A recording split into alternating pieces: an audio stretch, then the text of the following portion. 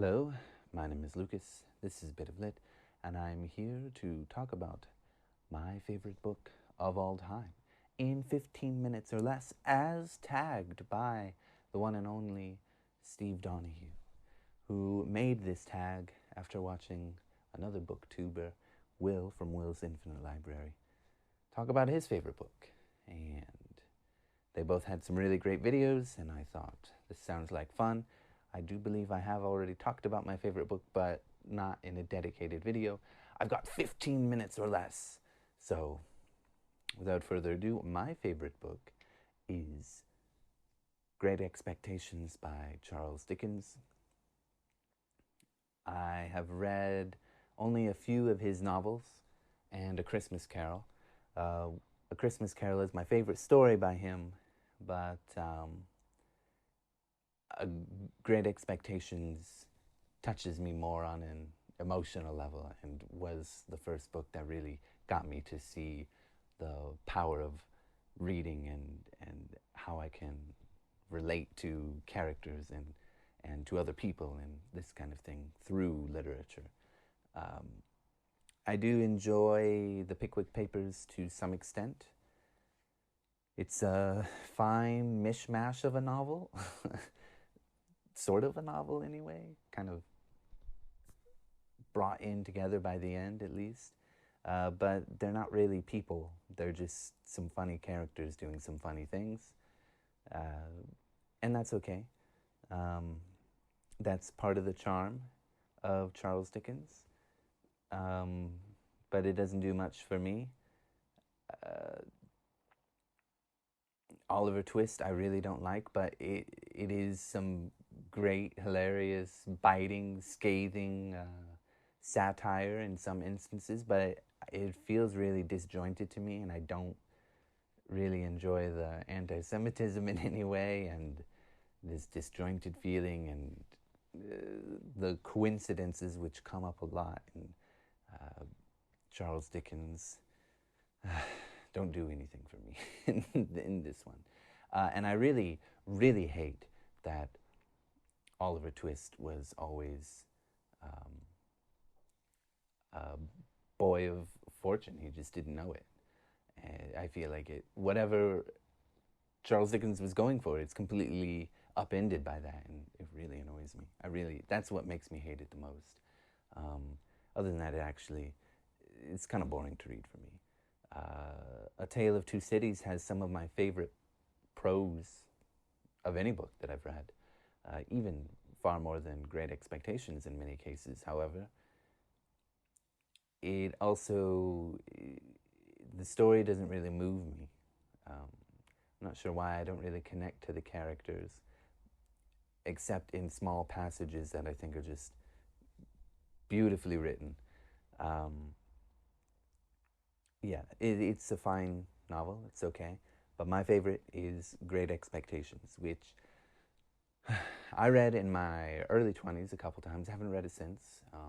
I read it for 2 different classes while in college, and I was amazed and astounded at a number of things. One, the coincidences that just layer on top of each other in really creative and fun ways, I think, in this novel, especially compared to some of the other novels that I've read by Charles Dickens, or even other Victorian authors that use a lot of coincidences in their literature, in their novels. I just think in Great Expectations, Charles Dickens is at his finest with layering these coincidences on top of each other to create this really dramatic, juicy kind of story with Miss Havisham and Magwitch and Mr. Jaggers and Joe Gargery and Mrs. Joe Gargery. Again, in this novel, we do have quite a few caricatures. Actually, probably every character is a caricature in some sense. I would say Pip is not, personally, just because we get to see Pip as a young boy growing into adulthood with his great expectations of what he expects his life to be like and what he wants it to be like. But, of course, we are not following Pip as things are happening. We are following what happened to Pip from an older, wiser, jaded, full of deep regret, probably middle-aged Pip, who's reflecting back on his great expectations and all the things that happened to him when he was younger. And all the things that he did when he was younger to hurt people that he cares about the most. For example, Joe Gargery, who is the sweetest caricature, but the sweetest man ever to exist as a father figure, or one of. I haven't read so many books. I do read a lot, but I haven't read so many books. But Joe's love for Pip is just really sweet. And even though Pip, as he's starting to get these ideas about what his life could be, and Pip abuses this poor man, Joe takes it, and he, still supports Pip, and it feels sort of resigned to his place, but he wants the best for Pip. And you see the regret that Pip has when he's reflecting on these moments where he treats Joe like he's dirt because he's a blacksmith and he's not of high society, which Pip wanted in his own life. Of course, some of the other characters are very much also caricatures. Mrs. Joe Gargery doesn't even have a name, and she's just an evil kind of woman to Pip. And Mrs. Havisham, the way that she abuses these children. One of the most powerful scenes to me is there's this moment where Pip is reflecting on the first times that he's gone to Miss Havisham's, and he goes back home to Pumblechook, who's a jerk to him, and Pumblechook and Mr. and Mrs. Joe Gargery, and they ask him what it's like to be at Mrs. Havisham's because they have no experience with her world. She's a very well-off, psychotic woman wearing a dress from the day she was supposed to get married forever ago. Man, such a weird book, man. But Pip, instead of telling these adults what happened to him, in his shame over the indignities that he suffered as a result of Mrs. Havisham's treatment, as well as Estella, I forgot her name now. It's been forever since I read it. As well as the young girl that she's adopted, to train to hurt as many men emotionally as possible. Not the most, not the strongest or best treatment of women in literature that's ever been made, but it's something, all right. After facing all these indignities, he creates this cartoonish landscape and idea of what actually happened, and tells them these really absurd stories, and they eat it up, and they're amazed at what's happening. But of course, as a careful reader, you see the tremendous pain that this had on young Pip, and how much pain it still causes Pip in his middle age. I've heard often that this is, although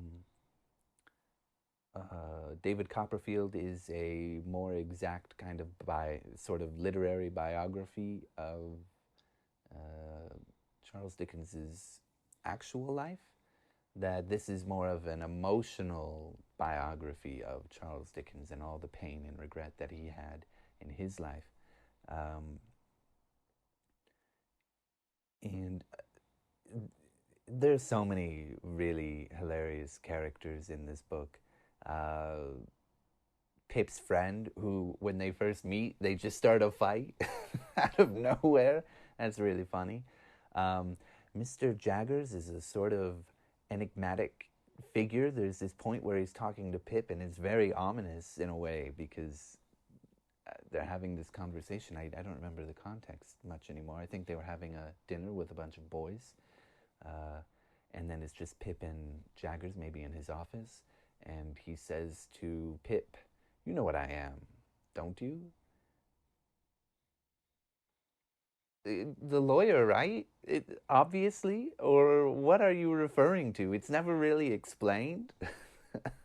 I've I have some strange feelings that it's supposed to be some bizarre reference to something else. I don't really know, but what about it particularly got to me was that although I was quite young and still in my early 20s, when I was younger, I did not my I did face a lot of sort of indignities from some adult figures in my life that mistreated me and that had a great impact on me and hurt me more then than it does now. And also just some things in my life where I felt like I had a lot of regret, particularly in ways where I also felt like I had hurt people that really cared about me and wanted the best for me. And these kind of things led me to feel a lot of regret as well. So in those two ways, also I had some other regrets that are, looking back, they feel silly. The one I just mentioned about feeling like I hurt people that cared about me and loved me, those are more serious, and I still have some frustration with myself about these kind of things, but try to make amends and all. But yeah, these particular things helped me really relate to Pip in a way that I never related to any other character in literature before, and it got me hooked and made me understand, other people. I can relate to other people. Other people can relate to me. Have experienced similar circumstances, even though this is a fanciful character in a very convoluted novel that is complete nonsense. It was really powerful to me at the time, and I want to go back to it again one day because I think it'd be really great. See what I feel about it then. I don't know when that will be, maybe next year, because it's been quite a while. But that would be why I think that Great Expectations is my favorite novel of all time. It was the novel that made me realize I can relate to others, made me a lot more empathetic. It started the roller coaster of becoming more empathetic. I was quite closed off and reserved and selfish in many ways, far more selfish than when I read it. And after reading it, it took a long time, and through reading more and more and just trying to be a better person, that kind of thing, it helped me be better. Not so perfect, still not perfect, I guess, but that's okay. And yeah, I could relate to Pip's problems and this kind of thing. Anyway, I've gone on long enough, I think. Goodbye.